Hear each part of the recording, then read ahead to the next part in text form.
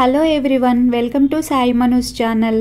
ఈ వీడియోలో నేను దుర్గా నవరాత్రులకు కావలసిన ప్రసాదాలు చూపిస్తున్నాను. ఈ విధంగా కడాయి పెట్టేసుకొని ఆయిల్ పోసేసుకోవాలండి. పచ్చిపప్పు, మినపగుళ్ళు, ఒక ఎండుమిర్చి ఈ విధంగా తుంపి వేసేసుకోవాలండి. కట్ చేసి వేసుకోవాలి. అండ్ అలాగే కొంచెం ఆవాలు, కొంచెం జీలకర్ర, కొంచెం మిరియాలు, ఒక 2 పచ్చిమిర్చి ఈ విధంగా కట్ చేసుకొని వేసుకోవాలండి. కొంచెం కరివేపాకు వేసేసుకోవాలి. వేసుకున్న తర్వాత ఈ విధంగా అయితే మంచిగా ఫ్రై చేసుకోవాలండి. ఒకసారి కలిపేసుకోవాలి. చూస్తున్నారు కదా వీడియోలో, ఆ విధంగా అయితే ఫ్రై చేసుకోవాలి. ఇక్కడ దద్దోజనం తయారు చేస్తున్నాము. దద్దోజనం లేదా కర్డ్ రైస్ అంటారు. 1 కప్పున్నర రైస్ తీసుకోవాలి.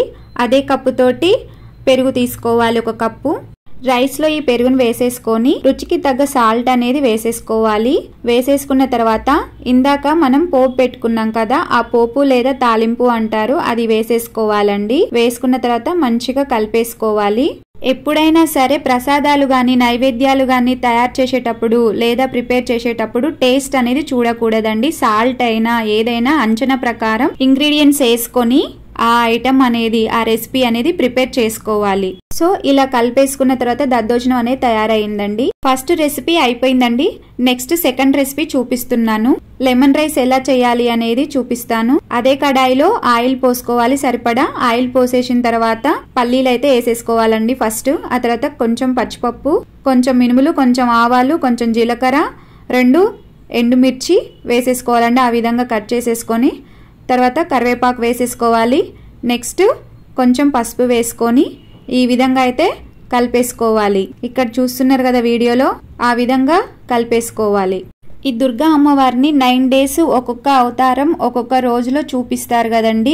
ఆ ఒక్కొక్క రోజుకి ఒక్కొక్క నైవేద్యం పెట్టడం ఎలా అనేది నేనైతే చూపిస్తున్నాను. ఫస్ట్ 3 డేస్ కి నేను ఒక 3 ఐటమ్స్ అయితే చూపిస్తున్నాను ఈ వీడియోలో.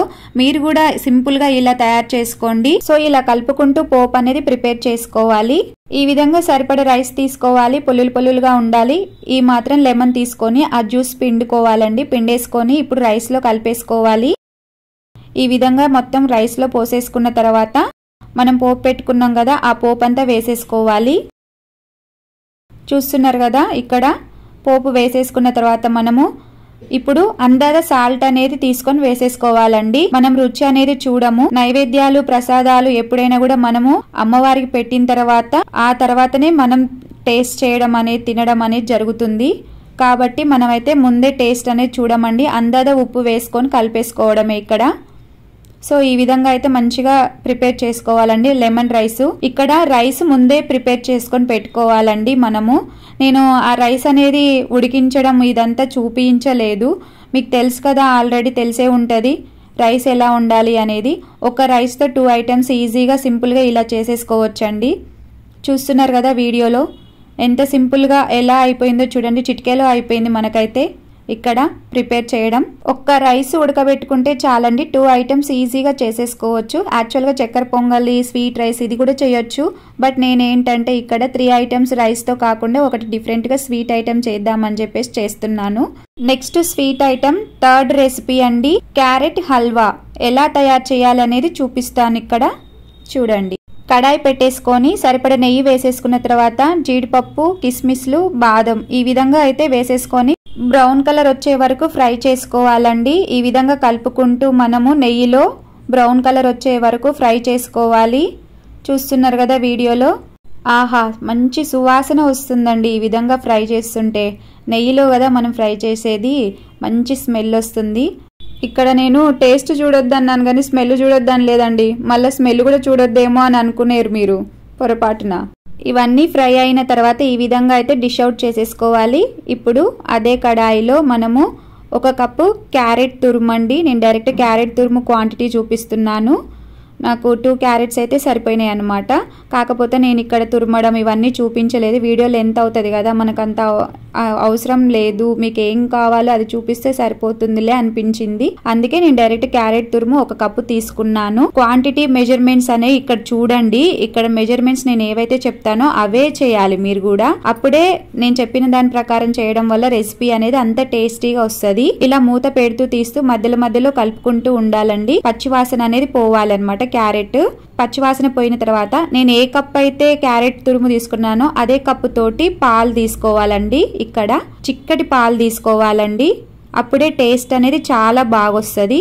1 కప్పు ఈ విధంగా మనం పాలు తీసుకున్న తర్వాత ఆ పాలు పోసేసుకొని ఈ విధంగా కలిపేసుకోవాలి. సో అమ్మవారికి ఎంతో ఇష్టమైన ఈ నైవేద్యాలు ప్రసాదాలు పెట్టి అమ్మవారిని మనస్ఫూర్తిగా మనం ఏదైనా కావాలి, ఏదైనా జరగాలి అని మొక్కుకుంటే ఖచ్చితంగా జరిగిపోతుందండి. ఈ విధంగా మధ్యలో మధ్యలో కలుపుకుంటూ పాలంతా మంచిగా మరిగి ఇనికిపోయే విధంగా, అది మొత్తం దగ్గరికి వచ్చే విధంగా మనం కలుపుకుంటూ ఉండాలండి. ఇప్పుడు ఒక 3 ఇలాచీలు తీసుకొని వాటిని ఈ విధంగా పొట్టు తీసేసిన తర్వాత ఇలా వేసేసుకొని కలిపేసుకోవాలండి.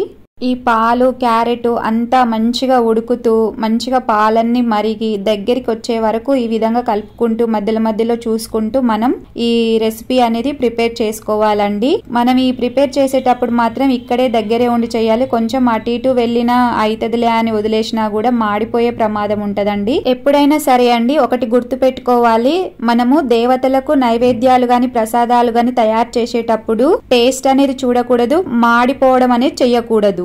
దేవుళ్లకు దేవతలకు ఎవరికైనా సరే ఇలాగే చెయ్యాలి. ఇప్పుడు 1/2 కప్పు షుగర్ తీసుకొని వేసేసుకోవాలి.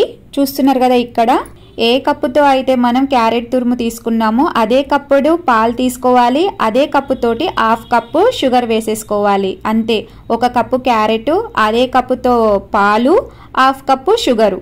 ఇది క్వాంటిటీ లెక్క. మీకు క్లియర్గా అర్థమైందని అనుకుంటున్నా. సో ఈ విధంగా మనం పోసేసుకున్న తర్వాత మంచిగా కలిపేసుకోవాలి. కలుపుకుంటూ ఇలా దగ్గరికి పడుతుంది చూడండి, గట్టిగా అవుతుంది అంటే మొత్తం కుక్ అయిపోయింది అనమాట. ఇక కుక్ అయిపోయిన తర్వాత దగ్గర పడుతూ ఉంటది. సో చూస్తున్నారు కదా, చూడండి ఎంత బాగా వచ్చిందో క్యారెట్ హల్వా అనేది. ఈ విధంగా ఒక డెమో వీడియో చేసి మీకు చూపిస్తున్నాను. ఇలా ప్రతిరోజు రోజుకొక ఐటెం చేసి అమ్మవారికి ప్రసాదం అనేది పెట్టండి మీరు కూడా. ఈ మనం ఇందాక ఫ్రై చేసి పెట్టుకున్న జీడిపప్పు అవన్నీ ఉన్నాయి కదా, అవి వేసేసుకోవాలండి. వేసుకున్న తర్వాత ఒకసారి ఇలా అయితే కలిపేసుకోవాలి. ఈ వంట అంతా మీడియం ఫ్లేమ్ మీద గానీ లో ఫ్లేమ్ మీద గానీ పెట్టి చెయ్యాలండి. హై ఫ్లేమ్ మీద పెట్టి చేస్తే మాడిపోవడం జరుగుతుంది. అట్లా అస్సలు చెయ్యకూడదండి. చాలా ఓపికతో పద్ధతిగా చెయ్యాలండి. సో రెడీ అయిపోయిందండి క్యారెట్ హల్వా. నేను చేసిన ఈ 3 రెసిపీస్ లో మీకు ఏదంటే ఇష్టం అనేది కామెంట్ సెక్షన్ లో చెప్పండి. ఇప్పుడైతే మనం ప్రిపేర్ చేసిన నైవేద్యాలు అనేవి పెట్టేద్దామండి. అమ్మవారికి మనం నైవేద్యం అనేది పెట్టేద్దాము. ఈ విధంగా అరటాకులో వడ్డించి పెడితే చాలా మంచిగా ఉంటుంది, చాలా ప్రీతికరం అండి. అమ్మవారు కూడా చాలా ఇష్టంగా తింటారు. Carrot halwa, lemon rice and దద్దోజనం 3 రెసిపీస్ చేసి చూపించాను. మీరు కూడా ఈ విధంగా సింపుల్ గా ఇంట్లోనే చేసుకోండి. అమ్మవారి దయతో అందరం బాగుండాలి, అందులో మనం ఉండాలి. ఉంటానండి మరి, బాయ్ బాయ్.